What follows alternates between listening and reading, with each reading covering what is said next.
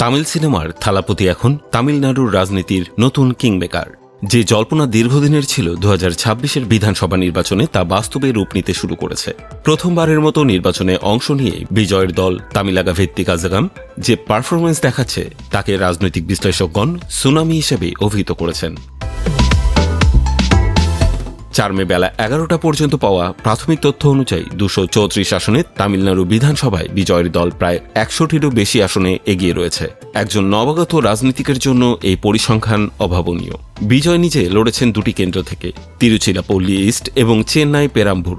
তার এই জয়যাত্রা প্রমাণ করেছে যে মানুষ ডিএমকে এবং বিজেপির বাইরে একটি শক্তিশালী বিকল্প খুঁজছিল।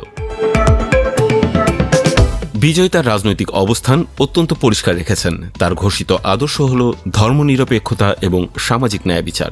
বংশানুক্রমিক রাজনীতির বিরুদ্ধে তার তোলা স্লোগান সাধারণ মানুষের মনে গেঁথে গেছে। বিশেষ করে কাচাতিফু দ্বীপ ফেরত আনার মতো সংবেদনশীল ইস্যুগুলো তুলে তিনি নিজেকে একজন কঠোর তামিল জাতীয়তাবাদী নেতা হিসেবেও প্রতিষ্ঠিত করেছেন। সাফল্যের মুদ্রার অন্য পিঠও দেখেছে টিভিকে। করুর জনসভায় পদদলিত হয়ে 41 জনের মৃত্যু বিজয়ের রাজনৈতিক ক্যারিয়ারের বড় একটি কলঙ্ক হয়ে দাঁড়ায়। সিবিআই তদন্তের মুখোমুখি হওয়া এবং সমালোচকদের বাণের মুখেও তিনি ক্ষতিগ্রস্ত পরিবারগুলোকে 20 লাখ রুপি করে ক্ষতিপূরণ দিয়ে পরিস্থিতি সামাল দেওয়ার চেষ্টা করেছেন। এই ধাক্কা সামলে ভোটের মাঠে এই বিপুল জনপ্রিয়তা তার সাংগঠনিক শক্তিরই পরিচয় দেয়।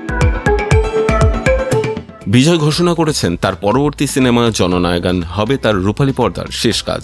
কয়েক দশকের সুপার স্টারডম ত্যাগ করে তিনি এখন পূর্ণকালীন জনসেবক।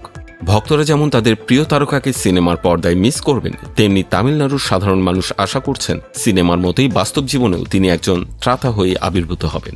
এমজিআর কিংবা জয়ললিতার উত্তরসূরি হিসেবে তামিলনাড়ু কি নতুন একজন অভিনেতা মুখ্যমন্ত্রী পেতে যাচ্ছে? আপাতত প্রাপ্ত ফলাফল সেদিকে ইঙ্গিত করছে। বিজয়ের এই জয় কেবল একজন তারকার জয় নয়, বরং এটি প্রতিষ্ঠিত রাজনৈতিক শক্তিগুলোর জন্য এক সতর্কবার্তা।